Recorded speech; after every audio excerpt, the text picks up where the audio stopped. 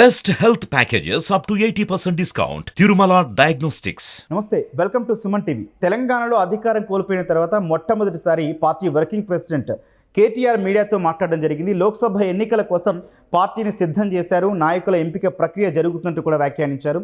ఆయన ఈ మీటింగ్లో తెలంగాణ పేటెంట్ అంటే మరీ ముఖ్యంగా పార్లమెంట్లో తెలంగాణ వాణి వినిపించేది ఒక బీఆర్ఎస్ మాత్రమే అంటూ కూడా కీలక వ్యాఖ్యలు చేశారు. దాంతోపాటు కొందరు నాయకుల పేర్లు కూడా అంటే ప్రత్యర్థి నాయకులు కావచ్చు, లేకపోతే వేరే రాష్ట్రాల నాయకులు కావచ్చు, ఆ పేర్లు కూడా ఎత్తడం వెనక లాజిక్ ఏంటి, దీనిపై మాట్లాడదాం. ప్రస్తుతం మనతో పాటున్నారు Suman TV news chief editor Keshav గారు. సార్ నమస్తే. సార్ నమస్తే గౌతమ్. సార్, మొట్టమొదటిగా కేటీఆర్ గారు మీడియాతో మాట్లాడుతూ తెలంగాణ పేటెంట్ బీఆర్ఎస్దే అని వ్యాఖ్యానించడం జరిగింది. ఆల్రెడీ ఇక్కడ తెలంగాణ ప్రజల చేత తిరస్కరించబడ్డ పార్టీగా మాటలైతే వినిపిస్తున్న నేపథ్యంలో దానికి క్లెయిమ్ ఎంతవరకు ఉందంటారు సార్?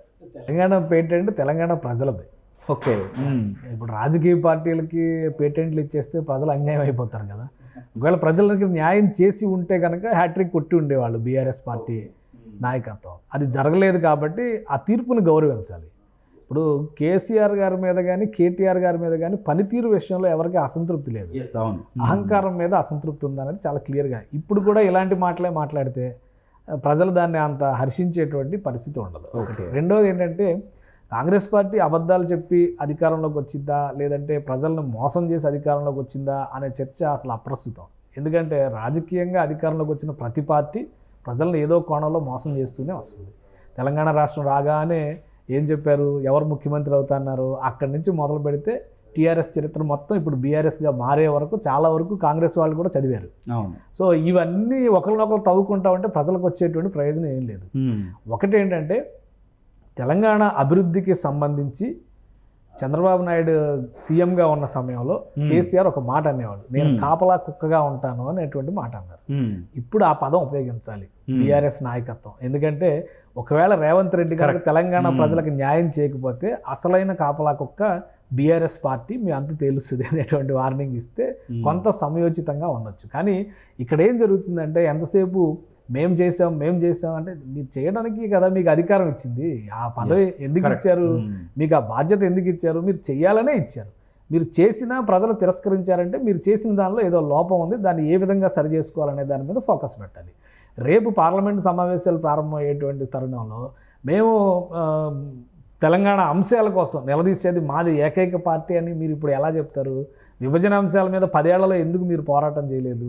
అప్పుడు రాబట్టుకోవాల్సినటువంటి విషయాలను పక్కన పెట్టి కాళేశ్వరం ప్రాజెక్టు మేము సొంతంగా కట్టుకుంటాం, మెట్రో రైలు మేము సొంతంగా వేసుకుంటాం అనేటువంటి డాంబికాలు ఎందుకు పలకాల్సి వచ్చింది?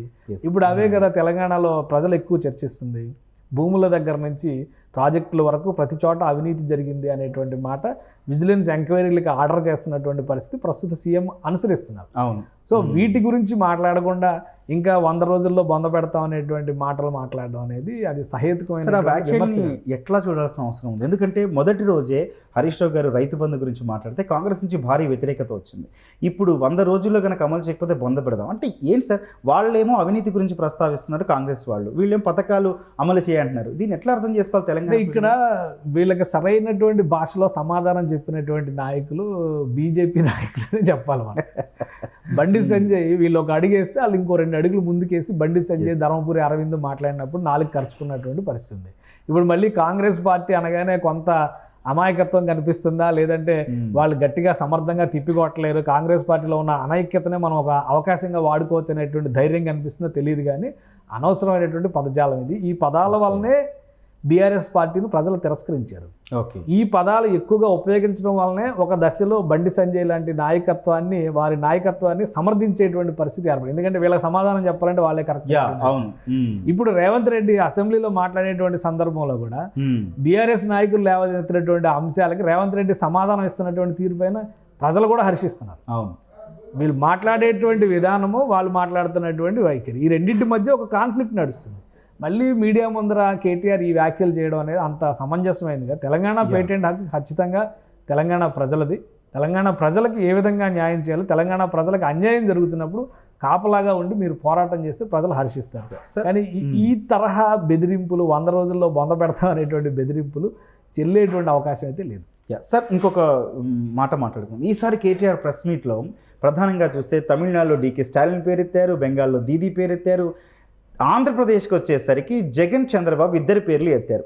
సార్ దీని వెనక ఏమన్నా ఉందా? అసలు ఈ వ్యాఖ్యలను ఎట్లా అర్థం ఏం లేదు, చేసుకోవాలి? ఇప్పుడు విపక్షంలో ఉన్న అన్న విషయం అక్కడ గుర్తొచ్చినట్టు ఉందండి. ఇప్పుడు అధికారంలో ఉన్నప్పుడు మీరు ఆ పార్టీలు అన్నీ కలుపుకొని వెళ్తే ఆ గౌరవం వేరేగా ఉండేది. ఓకే, అప్పుడు ఎప్పుడు కలుపుకోలేదు కదా. కలుపుకుని ఉంటే ఆ లెక్క వేరేగా ఉంది. కలుపుకోకుండా ఇప్పుడు ఏంటంటే ప్రతిపక్షంలో ఉన్నారు కాబట్టి ప్రాంతీయ పార్టీలన్నింటినీ ఒకటిగా కలుపుగా. అధికారంలో ఉన్నప్పుడు ఫెడరల్ ఫ్రంట్ పెడతామన్నారు, మేమే జాతీయ పార్టీ అవుతామన్నారు, మా జాతీయ పార్టీని దేశానికి దిశానిర్దేశం చేస్తున్నారు, తెలంగాణ మోడల్ని దేశవ్యాప్తం చేస్తా అన్నారు, ఈ స్థాయిలో అభివృద్ధి చూపించేటువంటి రాష్ట్రం ఏదైనా ఉందా చూడండి అని సవాళ్ళు విసిరారు.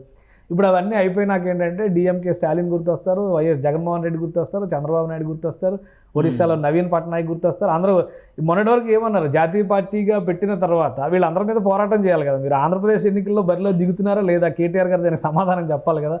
ఆంధ్రప్రదేశ్లో విశాఖ ఉక్కుని ప్రైవేటీకరిస్తున్నారంటే ఒక స్పష్టమైనటువంటి నినాదం ఇచ్చి వాళ్ళ పార్టీ నాయకత్వాన్ని విశాఖకు పంపించి బిడ్డింగ్లో మేము పాల్గొంటామని చివరి నిమిషంలో తుస్సు అనిపించారు.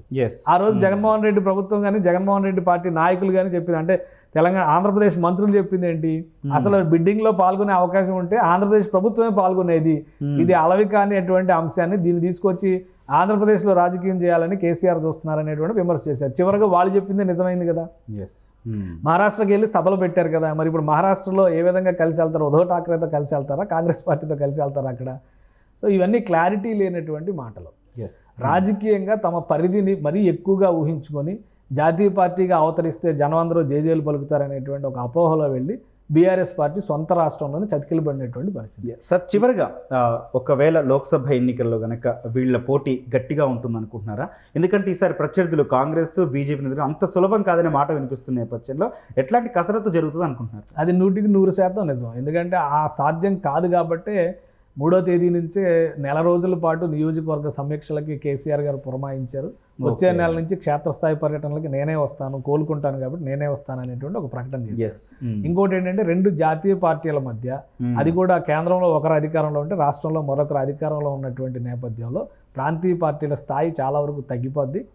ఇప్పుడు ఉన్నటువంటి ప్రజా వ్యతిరేకతను ఇదే తరహా మాట తీరుతో కనుక ముందుకెళ్తే, ఎందుకంటే జాతీయ అంశాల గురించి మాట్లాడాలి. జాతీయ సార్వత్రిక ఎన్నికలు వస్తున్నటువంటి తరుణంలో జాతీయ అంశాలు, మళ్ళీ తెలంగాణ సెంటిమెంట్, తెలంగాణ పేటెంట్ అంటే అసలు మీ పార్టీ పేరులోనే తెలంగాణ పేరును పరిహరించుకున్న వాళ్ళు తెలంగాణ పేటెంట్ మీకు ఎలా వస్తుందని ప్రజలు కూడా క్వశ్చన్ చేస్తారు కదా. ఇదే ప్రశ్న వాళ్ళకు కూడా ఎదురయ్యేటువంటి పరిస్థితి ఉంటుంది. అందుకనే రాజకీయంగా మాట్లాడేటువంటి సందర్భం వేరు, ఎన్నికలను ఎదుర్కొనేటువంటి సందర్భం వేరు. ఇప్పుడు ఆంధ్రప్రదేశ్లో కానీ తెలంగాణలో కానీ జరుగుతున్నటువంటి పరిణామం, ఆంధ్రప్రదేశ్లో మినహాయింపు ఇవ్వాలి. ఎందుకంటే అక్కడ లోకల్ ఎలక్షన్స్ కూడా ఉన్నాయి, స్థానిక అసెంబ్లీ ఎలక్షన్స్ కూడా ఉన్నాయి కాబట్టి ఆంధ్రప్రదేశ్ లెక్కలు వేరుగా ఉంటాయి. తెలంగాణలో కేవలం జాతీయ స్థాయి ఎన్నికలను దృష్టిలో పెట్టుకుని మాత్రమే ఎన్నికలు జరుగుతాయి. కాబట్టి ఇక్కడ ఎజెండా ఏంటి? బీఆర్ఎస్ పార్టీ ఇక్కడ ఎజెండా ఏది నిర్ణయిస్తుంది? ఎవరిని ఫెయిల్యూర్ క్యాండిడేట్ల కింద ఎవరిని డిసైడ్ చేస్తారు? ఇప్పుడు వచ్చి 3 నెలలు కూడా కాకుండా, అంటే ఇంకా నెల రోజులే అవుతుంది. మీరు అప్పుడే 100 రోజులు టార్గెట్ పెట్టి 3 నెలల తర్వాత ఎలక్షన్స్ వస్తున్నాయి కాబట్టి లోక్సభలో ఫెయిల్యూర్ అని కాంగ్రెస్ పార్టీని ఎండగడితే మీరు 10 ఏళ్ల ఫెయిల్యూర్ లిస్టు వాళ్ళు తీస్తున్నారు కదా, వాటికి సమాధానాలు చెప్పాల్సిన పరిస్థితి వస్తుంది కదా. కాబట్టి ఇప్పుడు ఒక నిర్దిష్టమైనటువంటి ఎజెండా బీఆర్ఎస్ పార్టీకి తెలంగాణ లోక్సభ ఎన్నికల్లో కనిపించడం లేదు. సో మళ్ళీ సెంటిమెంట్ అనేటువంటి అంశం చుట్టూ తెలంగాణ పేటెంట్ మాదే అనేటువంటి క్లెయిమ్ చేసుకోవడం ద్వారా వాళ్ళు అన్యాయం చేశారు, వీళ్ళు అన్యాయం చేశారు, మళ్ళీ మాకే ఓటు వేయండి అనేటువంటి మాట ద్వారా ఓట్లు అడగడానికి తప్పితే వేరే ఆప్షన్ లేదు. కాబట్టి 2 జాతీయ పార్టీలను ఎదుర్కోవడం అనేది చాలా క్లిష్టమైనటువంటి సందర్భం ఇది. ఒకవేళ లోక్సభ ఎన్నికల్లో కనుక గతంలో టీఆర్ఎస్ ఎక్కడైతే ప్రస్థానం మొదలుపెట్టిందో 2 లోక్సభ స్థానాలకు పడిపోయేటువంటి ప్రమాదం ఉంది అనేది కూడా గ్రౌండ్ లెవెల్ రిపోర్ట్స్ చెప్తున్నటువంటి మాట. ఎందుకంటే అటు బీజేపీ పెద్ద టార్గెట్ పెట్టుకొని ఉంది, అధికారంలో ఉన్నటువంటి కాంగ్రెస్ పెద్ద టార్గెట్. ఆల్రెడీ దక్షిణ తెలంగాణ మొత్తంలో కూడా కాంగ్రెస్ పట్టుంది అనేది ప్రూవ్ అవుతుంది. ఉత్తర తెలంగాణలో కీలకమైనటువంటి జోన్ నిజామాబాద్, ఆదిలాబాద్, కరీంనగర్ ప్రాంతాల్లో బీజేపీకి పట్టున్నటువంటి పరిస్థితి కనిపిస్తుంది. ఈ మొత్తం మినహాయించి చూస్తే బీఆర్ఎస్కి స్కోప్ కనిపిస్తుంది. ఒక మెదక్, రంగారెడ్డి, హైదరాబాద్ జిల్లాలు తప్పితే ఎక్కడ కనిపించట్లా. కాబట్టి ఆ లెక్కలు నిజమైతే కనుక మళ్ళీ 2-3 సీట్లకు కనుక బీఆర్ఎస్ పార్టీ పరిమితం అయిపోతే చాలా క్లిష్టమైన పరిస్థితిని ఎదుర్కోవాల్సి ఉంటుంది. దాన్ని ఓవర్కమ్ చేయడం కోసమే తెలంగాణ పేటెంట్ అంశాన్ని పదే పదే కేటీఆర్ మళ్ళీ రేజ్ చేసేటువంటి అవకాశం అయితే స్పష్టంగా ఉంది. Right sir, thank you sir. Right, మొత్తంగా ఒక పక్క అధికార కాంగ్రెస్ అవినీతి ఆరోపణలు చేస్తూ ఉంటే పథకాల గురించి మాట్లాడుతున్నారు బీఆర్ఎస్ నాయకులు. మరీ ముఖ్యంగా మాట్లాడుకోవాల్సి వస్తే లోక్సభ అభ్యర్థుల ఎంపిక మాత్రం ఈసారి కత్తి మీద సామనే చెప్పాలి. ఎందుకంటే బలమైన కాంగ్రెస్ బీజేపీలు ఉన్న నేపథ్యంలో గెలిపే ప్రామాణికంగా తీసుకుంటే బీఆర్ఎస్ ఈసారి చాలా కష్టపడాల్సిన అవసరం కూడా కనిపిస్తుంది. అట్లాగే కేటీఆర్ చేసిన వ్యాఖ్యల పట్ల కూడా అనేక రకాల విమర్శలు అయితే వ్యక్తమవుతున్నాయి.